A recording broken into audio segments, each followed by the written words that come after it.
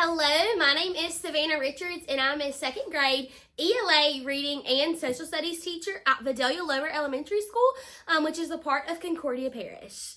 We use the curriculum CKLA, and today you guys are going to be seeing a reading lesson in my classroom. When it comes to objectives, today we are going to be reading the Subway whole group, and their goal is to fluently read the story with expression and be able to understand what they're reading so that afterwards, whenever we ask questions, they can confidently and correctly answer them. Whenever they're reading, I also look for their decoding strategies. If there's a word they get to that they don't understand, can they appropriately break that word up? Can they segment it and blend it back together to determine what that word is? After we're done reading, they are going to answer literal and inferential questions that are all text dependent. And the goal is for them to do it in complete sentences, whether it's verbally or on paper. The very last thing that we're going to do is compare and contrast the modes of transportation that they have in this big city in New York, the main one being a subway, versus the ones that they have experienced or that we have in our small town. They're going to be doing this on a sticky note. We have something called a sticky note parking lot that is on my door. So they're going to write their sentence on the sticky note, put it in the parking lot, and then we're going to discuss some of the answers. Prior to releasing them to read on their own, even though it is in a whole group setting, we do something called prepare your brain. This is when we look at words that are in the text that might be unfamiliar, might have spelling patterns that we have not fully mastered yet. All of these words are in columns on the board sorted by their spelling, and we review them beforehand. We also go over vocabulary words, stuff that we've never heard before. Today, one of them is Times Square and the East River, and I have kids who've never heard of either one of those things before. So preparing our brains beforehand really just sets the kids up for success as they're reading. We've practiced dialogue, we've practiced reading with expression, we've practiced the style of asking and answering all year long in second grade. This lesson connects to the overall goals that we have for our second graders, not only at our school, but in the state of Louisiana. Everything that we're doing today is tied to a state standard. This lesson has bits of standards from reading foundational skills, reading literature, and even writing towards the end of the lesson. But the main one that we focus on today especially is RF 2.4. And that standard really just encompasses the expectations of reading as a whole, which are reading fluently, comprehending what you're reading, and then also if you make a snag, if you make an error while you're reading, being able to fix your mistakes and then move on. I do have 3 EL students in this class, but they are all on grade level. They have all scored on or above grade level, but they are still sitting next to someone who is an advanced student as well.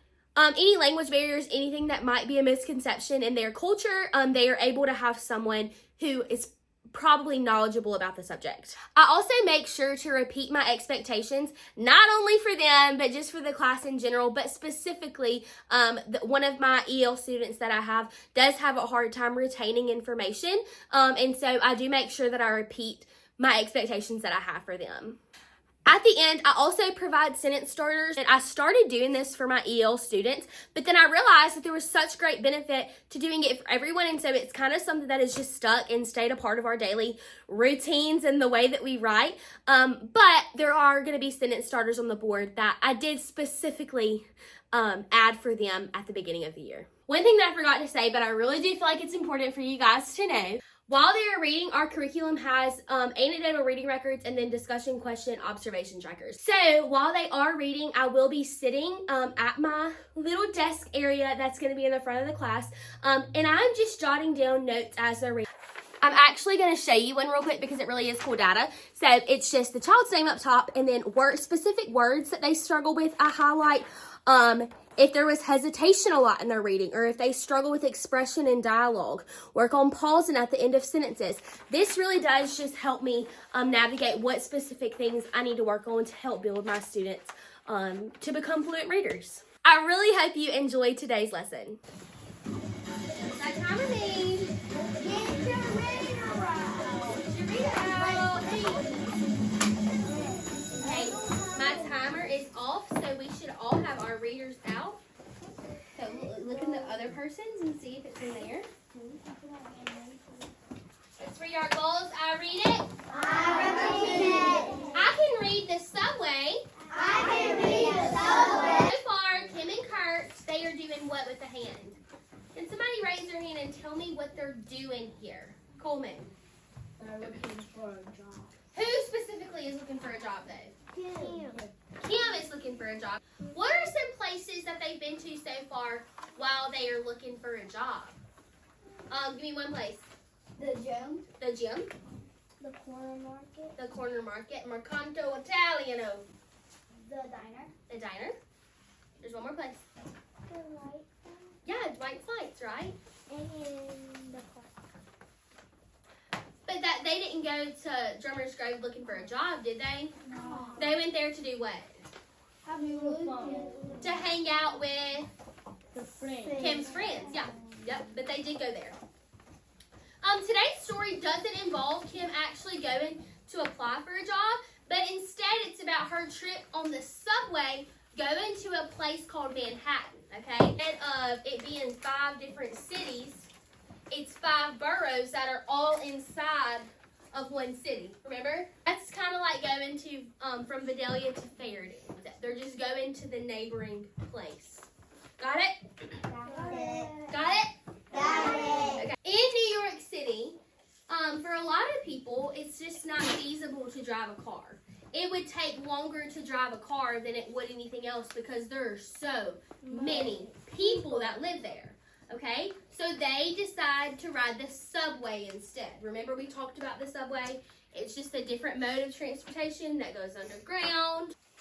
Why do we look at this? To prepare our brain. To prepare our brain. The first column is E spelt E-A. E-A. First word. Meal. Next. Breathing. Breathing. What's the root word of breathing? Breathe. Breathe. And we added that inflectional ending ing to let me know that it's happening when? Right now. Next word. Seats. Singular or plural? Ooh, there's an S at the end, isn't there? What's the root word? Seat. My last column, other multi-syllable words. What does multi-syllable mean? More than one syllable. Ooh, I think I need to repeat that because some friends over here didn't hear me. Listen to Miss Richards, please. What does that mean? More than one syllable. More than one syllable. Next. Montana. I want you to watch me. Remember how Miss Richards has taught you, if there is a word in this story that you're not sure of, what do you need to do? Break it up. What do you need to do? Show me. Break it up. What is that called? What's the fancy word for breaking it up? Segmenting. We need to segment these words, okay? Let's look. I am lost as a goose. I have never seen this word before. M-A-N. Man. H-A-T. What do I have so far? Manhat. T-A-N. Tan. What's the word? Manhattan. Manhattan. Look at that. Y'all just read a 9-letter word. 9 letters. You know how you did that? By segmenting, by breaking it up. Good job. Now, why would Manhattan start with a capital M?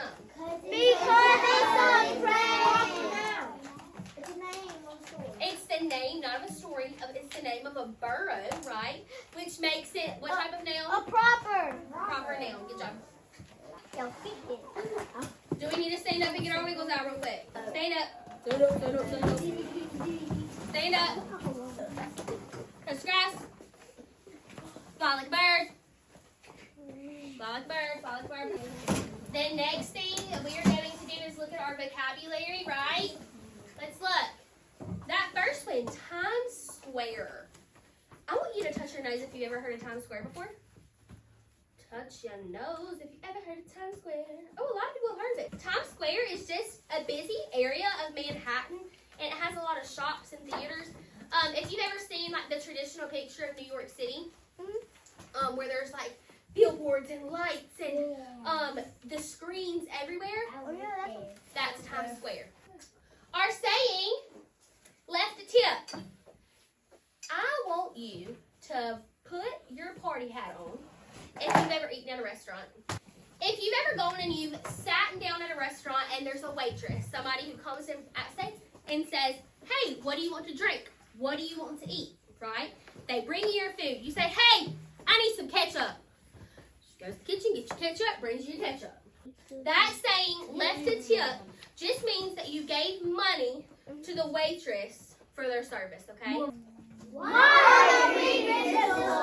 Today, we are going to read this story and think about the different modes of transportation there are and how they compare to the ones that they have in New York City. Got it? Got it. So, what are some ways that we get from place to place here in Vidalia with a hand? What are some ways that we get from place to place? A car. A car. A subway. Do we have a subway here in Vidalia? No. What do you ride to get to school? A bus. A bus. I want you to think about the ways that a subway is similar or different from the transportation that we have used before, okay? I want everybody to go to the table of contents, find the subway, put your finger on the page number when you find it. Blurt it in 3, 2, 1. 54. Go ahead and go there. If your neighbor is reading, you're not just sitting there. What are you doing with your finger? You are following along with your finger. You need to make sure that you are reading with expression. Does Miss Richards work at a factory? No. Do I teach robots? Do I teach robots? No, I don't work at a factory and I don't teach robots. I want us to read with expression. If there is a question mark, what should your voice do? If there's an exclamation mark, what should your voice do? If there is dialogue, there's quotation marks. What is something that you can do to let me know that you realize there's dialogue there? With a hand. Change your voice. If there's a period and that's at the end of the sentence, don't just keep rambling. You stop. Show me with your hand what a period means. Period means Stop. Period means Stop. Beautiful. Page 54. On the wall, she What's that OW say? showed Good job. her. No, said Kim. The subway goes under the river. Johanna just read that sub means under. Is your finger on that? You can close your eyes and I want you to think real quick. I need you to brainstorm. I'm thinking of a word that starts with the prefix sub and is something that goes underwater. Put your party hat on whenever you know what word I'm thinking of. Tristan, what word was I thinking of? Submarine. A submarine, exactly. So, in this story, we learned that sub means under, right? So, a subway is under the ground. It gives you a way to get where you're going. A submarine means under water. Marine life is water life. Soon could hear the sub That O-U, ow. sound Good job. of the train. Grabbed on straight I want you to change that vowel sound there. track. Some people will get off as soon as we get to Manhattan. On the train. This is so much better, Clark said. I love how you wrote the expression. You can close your books. What time is it? It is time for my questions. Don't y'all love my questions? How do you answer my questions that I ask you?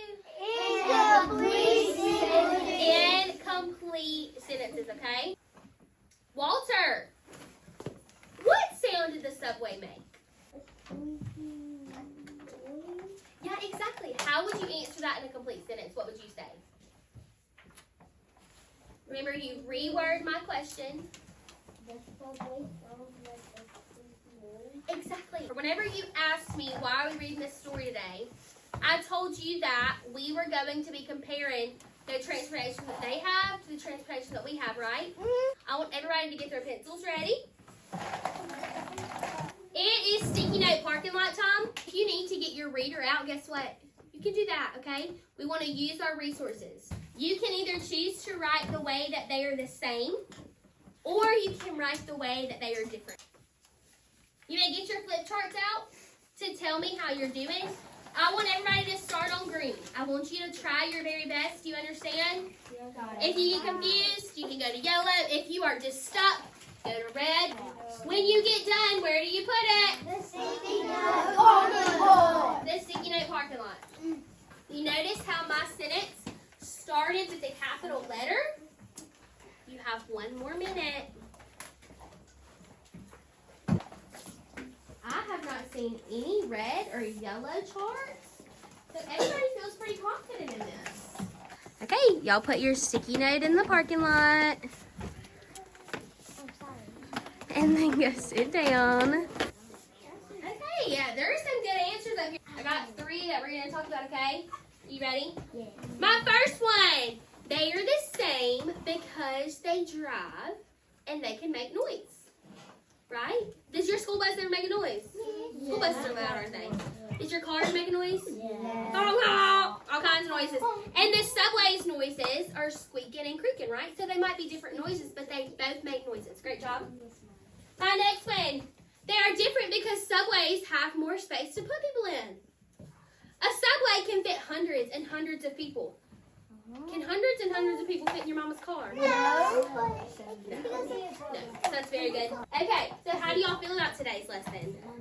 Did y'all enjoy reading our story? Yeah. Were you able to answer the question with confidence? Yeah. Yeah. A few people that are a little unsure, but y'all did really, really good overall, okay? Y'all did great reading. You did a great job answering my questions, and you did a great job with your parking lot. Okay, with your parking lot questions. So be proud of yourself. Put on your party hat. Put on your party hat. Say, I'm proud of myself. I'm proud of myself. Hello again. I would say that today's lesson objectives were met probably about 85 to 90%. Where I get that rationale from is from my discussion question observation tracker. And so whenever I'm asking questions and they're answering them, I jot down whether they got the question right or wrong, and then we move on. They don't really know that it's happening, but it's just a way for me to see who understands, who doesn't, if it's a pattern of behavior for some of the students, and I also track if they answered in a complete sentence or not. The other data point that I have from today, knowing whether or not the students met the objective, was when we did our sticky note parking lot. So their job was to compare or contrast the modes of transportation from New York to the modes of transportation that we have here in Vidalia, Louisiana, and most of them were able to do it correctly. There were about 3 or 4 that did have a hard time putting all of their thoughts on the paper, but the sentence starter really did help the students who I predicted might struggle some. Something that I would definitely do differently next time, whenever we are doing our sticky note parking lot, I usually let them omit their names. I don't make them write their names just because I want to see where the class is as a whole. But today specifically, it really would have helped me because comparing and contrasting is something that we have slowly started to ease our way into. And while I do know that only 3 or 4 weren't able to successfully do it, I don't know who they were.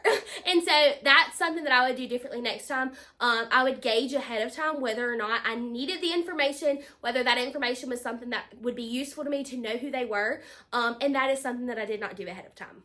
So after the lesson that you saw today, y'all, this is what we're doing. This is what second grade really is all about, is learning how to read fluently, learning how to read with expression, and that's something that we struggle with a little bit, the expression part of it. I always tell them, y'all, I don't work at a factory. I don't teach robots. I need you to read with some expression. And so we are going to continue to work on that. We're going to continue to work on answering questions in a complete sentence, verbally and on paper. This is something that, like I said earlier, everything that we're doing directly ties to a state standard, and so my goal is for them to completely master these things by the time they leave my room. I really do hope that you guys enjoyed today. I know that I enjoyed having you here. Y'all have a great one.